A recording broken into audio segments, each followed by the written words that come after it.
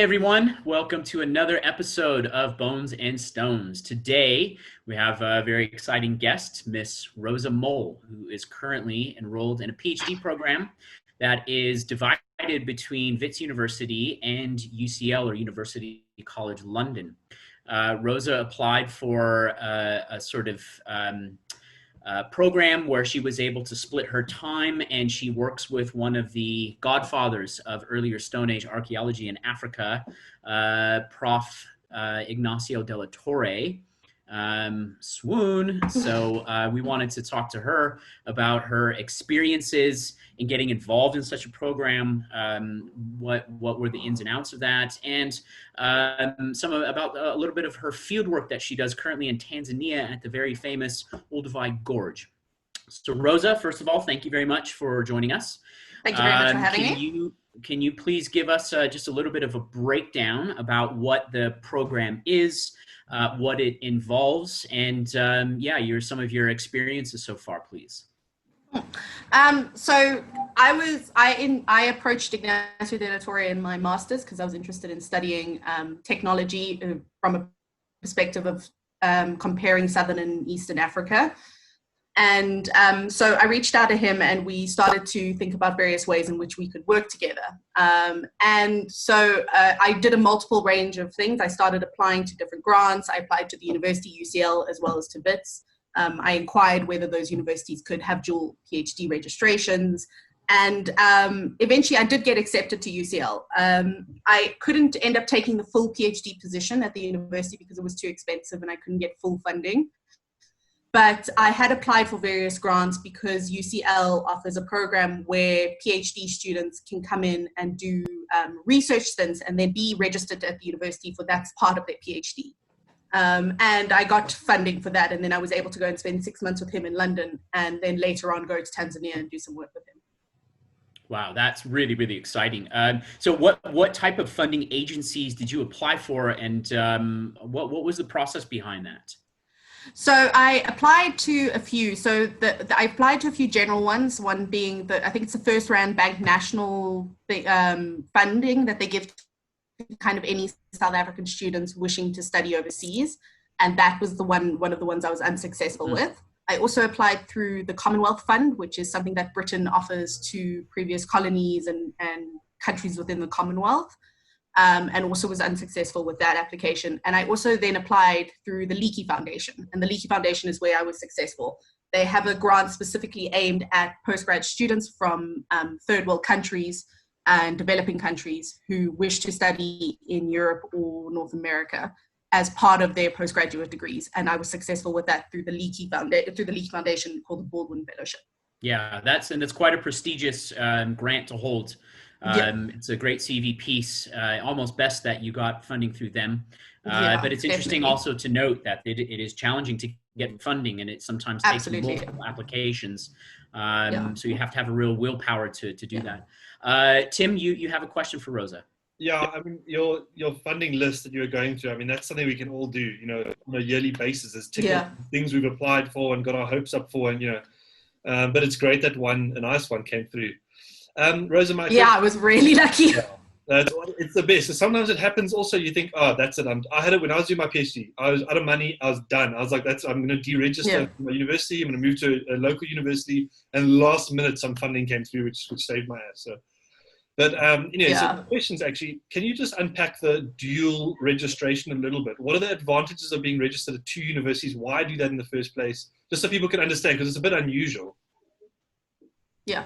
So when I was looking into it, what was beneficial from doing a dual registration is you would then be able to receive your PhD from two universities, even though it was one degree. And it allowed you to access resources that both of those universities would have access to. So I specifically aimed for UCL because I wanted to work with Ignacio de la Torre, sorry, my headphones are falling out. But UCL in and of itself is a prestigious archaeology university. Yeah. And by going there, it would add to my CV to show that I'm able also to work in multiple circumstances and make networks with different people. One of the things about South Africa is it's often quite hard for South African students to go to outside universities or even African students because it's so much more expensive for us.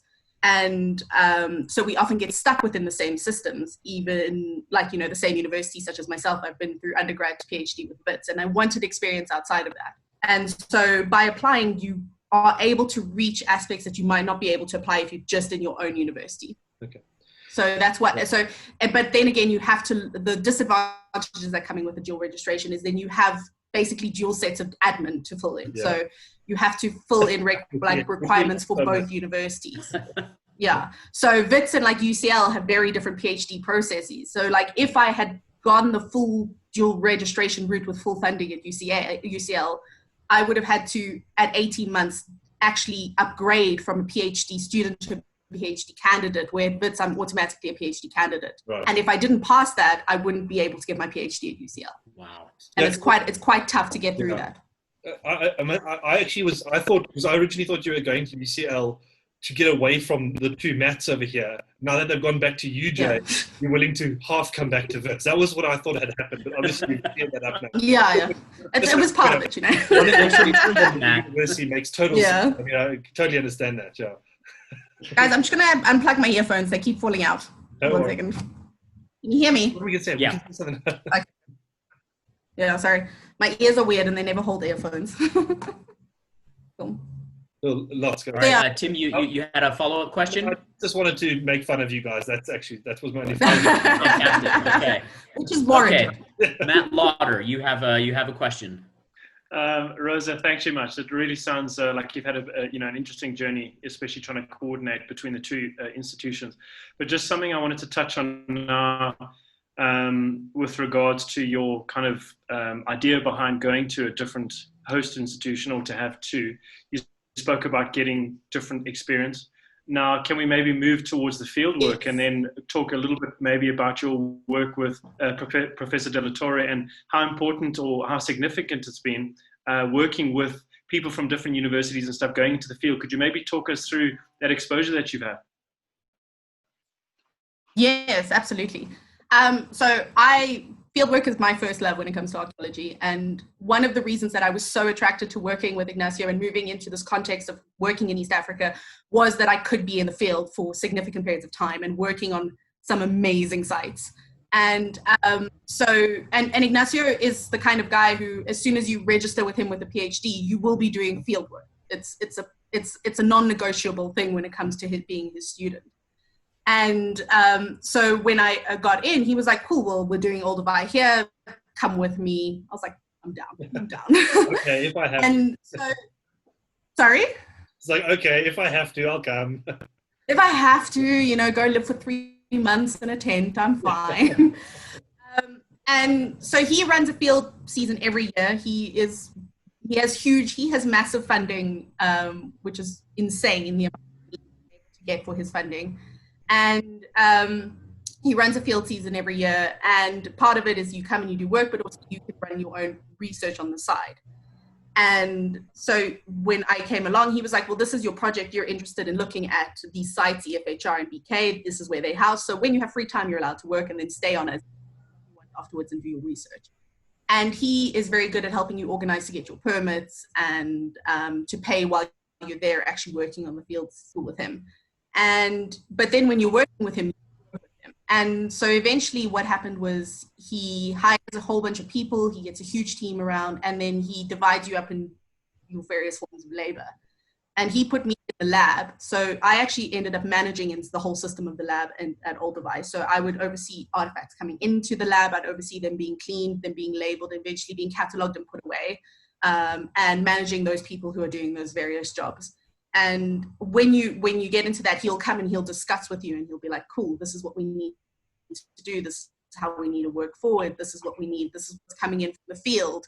We had to coordinate what things had to go to conservation versus kind of just being put away straight away. And then he'd force his students to actually run, like we do seminars. So he'd come and he'd be like, we found this. What can we say about this assemblage that we're working on? How would you change this? What would you do if you were excavating this site?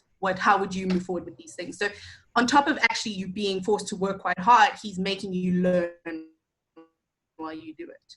And you would get pulled in whenever he needed. And he's the kind of guy, he's like, come now. And you'd get there and he'd be like, cool, tell me what I need to do here with this site. Tell me what I need to do with this assemblage. So you're forced to really work hard, but you learn so much because you're on the job and you're doing it physically. And you're here, there, you're everywhere, and you're thinking about 12 different things at the same time, but you have to understand what your priorities are. And it's amazing because you learn so much and you learn so quickly. Slain if you're not there, but it's incredible. It's exhausting, but incredible. Yeah, that sounds absolutely amazing. And you know, for a guy who's so distinguished in this particular field, it's quite noteworthy that he really appreciates student opinions, but also sort of the idea of pushing students to really think about critically, field research processes, which I think, it doesn't happen so much. It's not quite a common thing. Usually students are given a job and they stick to that job. But this sounds much more dynamic, and I think that's a fantastic learning experience.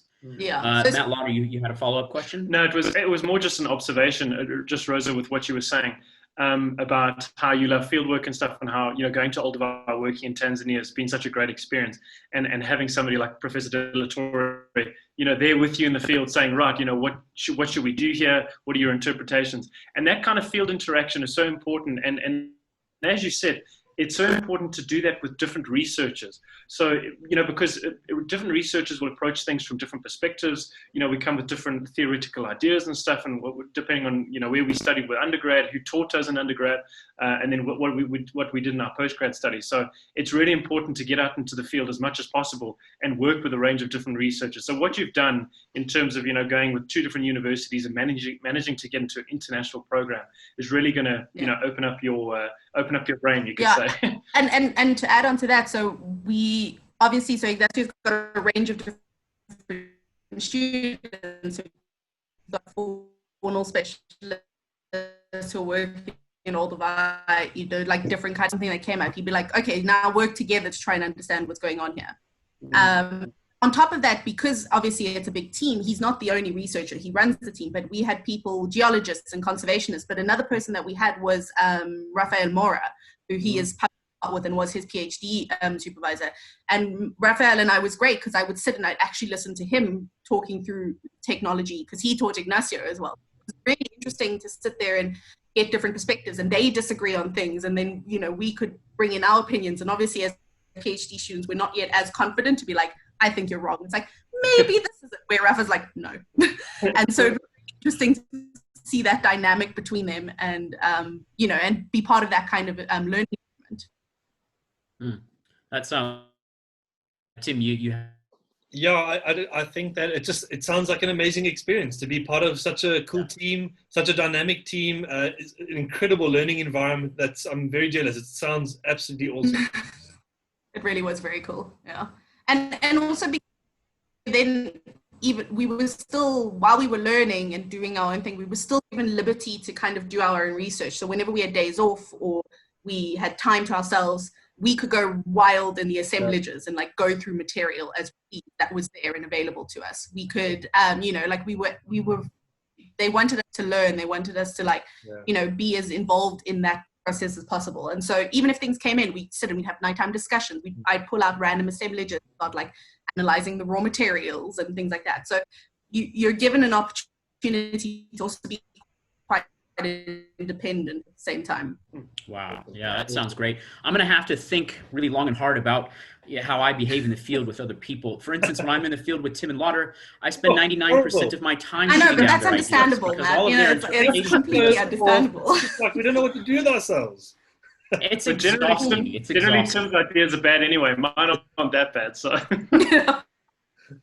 They're borderline. They're borderline, Lauder. Okay.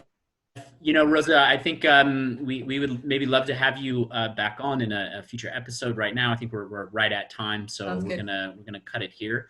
But thank you very much. I think this was really insightful, and you've chosen a really sort of brave path in archaeology to do for your PhD. But I think one that is bearing many fruits and will help you grow as a researcher. So we're really excited to, see the sort of next round of publications that are going to come out and stem from your research. Thank you for speaking with us. Pleasure. Thank you for having me. Thanks, Rosa. It was awesome. Cheers, Rosa. Thank you.